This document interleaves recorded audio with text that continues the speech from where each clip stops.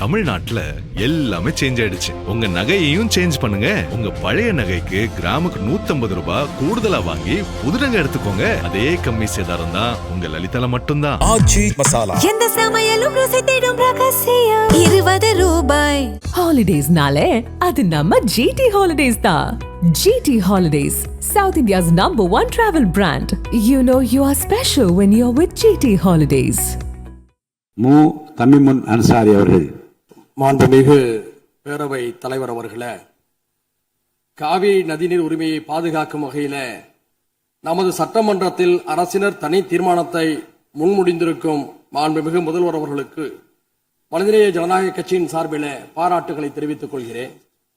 அரசியல் அணுகுமுறைகள், வேறுபாடுகள் இவற்றையெல்லாம் கடந்து காவிரி உரிமைக்காக இந்த அவையில் இருக்கக்கூடிய நாம் எல்லோரும் ஒரே அணியிலே இருக்கின்றோம் என்ற உணர்வை வெளிப்படுத்தக்கூடிய கடமை இப்போது இருக்கிறது. அதன் அடிப்படையில் நாம் எல்லோரும் ஓரணியிலே இந்த விவகாரத்திலே சிந்திக்க கடமைப்பட்டிருக்கின்றோம். இந்த உலகம் என்பது 71% நீராலும் 29% நிலத்தாலும் சூழப்பட்டிருக்கிறது. ஆனால் உலகம் எங்கும் தண்ணீருக்கான போராட்டங்கள் கடந்த அரை நூற்றாண்டு காலமாக வலுப்பெற்று வருவதை நாம் பார்க்கின்றோம். நம்முடைய இந்திய திருநாடு பல்வேறு இனங்கள், மொழிகள், பிராந்தியங்களை கொண்ட ஒரு துணைக்கண்டமாக இருக்கிறது. இந்த நாட்டிலே நதிநீர் பிரச்சனைகள் எழுகின்ற பொழுதெல்லாம் ஒன்றிய அரசு தலையிட்டு நீதமான முறையிலே தீர்ப்பை வழங்க வேண்டும் என்று நாட்டு மக்கள் எதிர்பார்க்கிறார்கள். ஏனென்று சொன்னால் ஒரே நாட்டிலே வாழக்கூடிய ஒரே நாடாளுமன்ற தத்துவத்தை ஏற்றுக்கொண்ட நமக்கு மத்தியில நதிநீர் பிரச்சனையின் காரணமாக பிளவு ஏற்பட்டுவிடக் கூடாது என்ற அச்ச உணர்வு ஜனநாயக சக்திகள் எல்லோருக்குமே இருக்கிறது.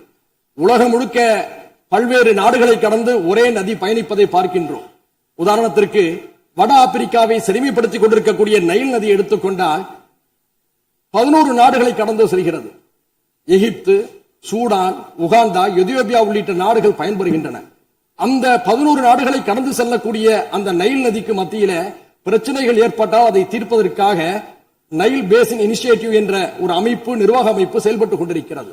பல்வேறு நாடுகளுக்கு மத்தியிலே ஒரு நதி பாய்கின்ற போது அதை தீர்ப்பதற்கு ஒரு கூட்டுக்குழு ஏற்படுத்தப்பட்டு ஒரு ஒருமைப்பாடு நிலைநிறுத்தப்படுகிறது என்று சொன்னால், ஒரே நாட்டிலே பாயக்கூடிய நதிகளுக்கு மத்தியிலே பிரச்சனை ஏற்படுகின்ற போது ஒன்றிய அரசும் அதை சார்ந்தவர்களும் நீதமான ஒரு தீர்ப்பை வழங்க வேண்டும் என்றுதான் நாம் எதிர்பார்க்கின்றோம். அந்த அடிப்படையில் இதே மாமன்றத்தில் 6/12/2018 அன்றைய அரசு இதே போன்ற ஒரு தீர்மானத்தை மேகதாதுவுக்காக கொண்டு வந்த போது நானும் அதை ஆதரித்து பேசினேன். இப்போதும் அதே பிரச்சனை எழுந்திருக்கிறது. இந்த பிரச்சனை என்பது 4 மாநிலம் தொடர்புடையது என்பதை மறந்துவிடக் கூடாது. கர்நாடகா, கேரளா, தமிழ்நாடு, புதுச்சேரி என்று 4 மாநில மக்களும் இதிலே பயனடைகிறார்கள். இந்த நேரத்தில் கர்நாடக அரசுடைய புதிய முதல்வராக இருக்கக்கூடிய சிவகுமார் அவர்கள் சமீபத்தில் ஒன்றிய நீர்வளத்துறை அமைச்சர் பாட்டீல் அவர்களை சந்தித்து காவிரியின் குறுக்கே மேகதாதுவிலே அணை கட்ட வேண்டும் என்று கூறியிருக்கிறார். இது உச்ச நீதிமன்றம் வழங்கிய தீர்ப்புக்கு எதிரானது. காவிரி மேலாண்மை ஆணையம் இதை நிராகரித்திருக்கிறது என்ற உண்மையை நாம் உணர்ந்து கொள்ள வேண்டும். அவர்களுக்கும் உணர்த்த நாம் கடமைப்பட்டிருக்கின்றோம். இந்த நேரத்தில் நாம் வைக்கக்கூடிய கோரிக்கை என்னவென்று சொன்னால், காவிரி மேலாண்மை ஆணையத்துடைய ஒப்புதலின்றி காவிரியின் குறுக்கே எந்த நடவடிக்கையும் எடுக்கக்கூடாது என்று தெளிவாக கூறப்பட்டிருக்கிறது. உச்ச நீதிமன்றத்துடைய வழிகாட்டலோடு அமைக்கப்பட்ட அதிகாரப்பூர்வமான அமைப்பு தான் காவிரி மேலாண்மை ஆணையம். அதற்கு எதிராக கர்நாடக அரசு செயல்படுகின்ற பொழுது தமிழ்நாடு அரசின் சார்பில் உச்ச நீதிமன்ற அவமதிப்பு வழக்கை நாம் தொடுக்க கடமைப்பட்டிருக்கிறோம் என்பதையும் இந்த நேரத்தில் சுட்டிக்காட்டுகிறேன். அது மட்டுமல்ல, காவிரியுடைய உரிமையை நாம் பேசுகின்ற பொழுது ஒரு மாற்று திட்டத்தை முன்வைக்கின்றோம். மேகதாது என்பது கிருஷ்ணராஜசாகர் அணையிலிருந்து 1000 அடி பள்ளத்தில் இருக்கிறது. அங்கே மேகதாதுவில் அணை கட்டினால் கர்நாடகத்துறை விவசாயமும் பாதிக்கும் என்று கர்நாடக விவசாயிகள் கூறியிருக்கிறார்கள். கர்நாடக விவசாயிகள் மட்டுமல்ல, அது அடர்ந்த வனப்பகுதி என்ற காரணத்தினால சுற்றுச்சூழல் ஆர்வலர்களும் எதிர்த்திருக்கிறார்கள். இந்த நிலையில் நாம் மாற்று யோசனையாக என்ன சொல்கிறோம் என்று சொன்னால், ஐயா காமராஜர் அவர்கள் முதல்வராக இருந்த போது கிருஷ்ணகிரி மாவட்டத்தில் இருக்கக்கூடிய ராசிமணல் அருகே ஒரு அணையை கட்டலாம் என்று அடிக்கல் நட்டினார். அதற்கான ஆதாரம் இப்போதும் ஒகேனக்கலில் இருக்கக்கூடிய தமிழ்நாடு மின்சார வாரிய அலுவலக கட்டிடத்திலே இருக்கிறது. அங்கே அணை கட்டுகின்ற பொழுது 2 மாநில மக்களும் சர்ச்சையின்றி அந்த நீரை பகிர்ந்து கொள்ளலாம். ஏனென்று சொன்னால், அந்த இடதுபுறம் தமிழ்நாட்டில் இருக்கிறது, அந்த அணையுடைய வலதுபுறம் கர்நாடகாவில் இருக்கிறது. 2 மாநில விவசாயிகளும் அவரவர் விருப்பத்துக்கேற்ப நீரை பகிர்ந்து கொள்ளக்கூடிய ஒரு வாய்ப்பை அன்றைய தினம் உணர்ந்த காரணத்தினால்தான் ஐயா காமராஜர் அவர்கள் அதுக்கான அடிக்கலை நட்டினார்.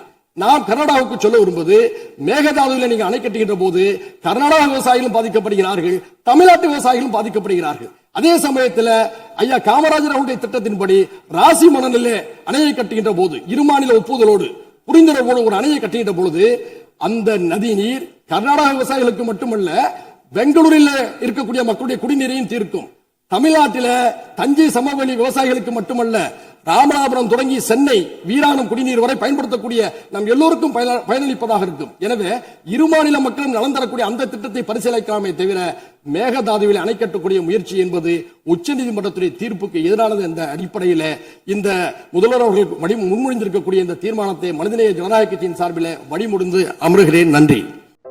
நக்கீரன் டிவிக்கு சப்ஸ்கிரைப் செய்யுங்கள். உங்கள் ஆதரவே எங்கள் பலம். ஆசிரியர்களுக்கு நண்பனாகவும் மாணவர்களுக்கு ஆசானாகவும் திகழும் தேர்வு வழிகாட்டி. ஒவ்வொரு பாடத்திற்கும் அனுபவமிக்க ஆசிரியர்களின் துல்லியமான தெளிவான விடைகள். CNC இருக்கு, தேர்வு பயம் எதற்கு? இது தீரன் பப்ளிஷிங் ஹவுஸ் விற்பனை வெளியீடு.